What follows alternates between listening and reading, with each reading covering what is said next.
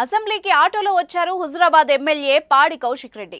మహిళలకు ఉచిత బస్సు సౌకర్యాన్ని కల్పించిన రేవంత్ రెడ్డి ప్రభుత్వం ఆటో వాలాల గురించి ఆలోచించడం లేదని ఆరోపించారు. కాంగ్రెస్ అధికారంలోకి వచ్చిన తర్వాత తెలంగాణలో 21 మంది ఆటో డ్రైవర్లు ఆత్మహత్యలకు పాల్పడ్డారని చెప్పుకొచ్చారు.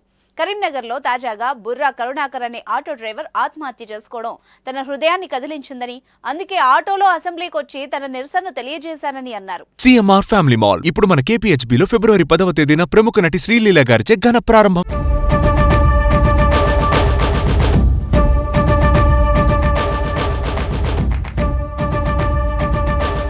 ప్రభుత్వం ఇప్పటికైనా ఆటో వాలాల కష్టాల్ని పట్టించుకోవాలని చెప్పారు. అయితే అసెంబ్లీ లోపలికి ఆటోలో వెళ్లడానికి ప్రయత్నించిన ఎమ్మెల్యేను అక్కడి సెక్యూరిటీ సిబ్బంది అడ్డుకున్నారు.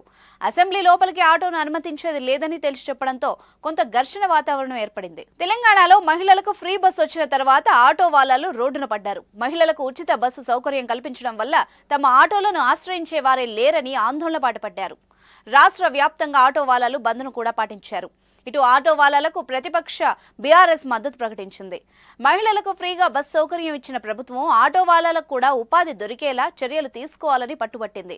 ఆటో వాలాల ఆందోళన ఇప్పుడు తెలంగాణలో జరుగుతున్న రాజకీయాల్లో కీలక అంశంగా మారింది. ఈ నేపథ్యంలోనే ఎమ్మెల్యే పాడి కౌశిక్ రెడ్డి ఆటో వాలాల అంశాలను తెరపైకి తీసుకొచ్చే ప్రయత్నం చేశారు.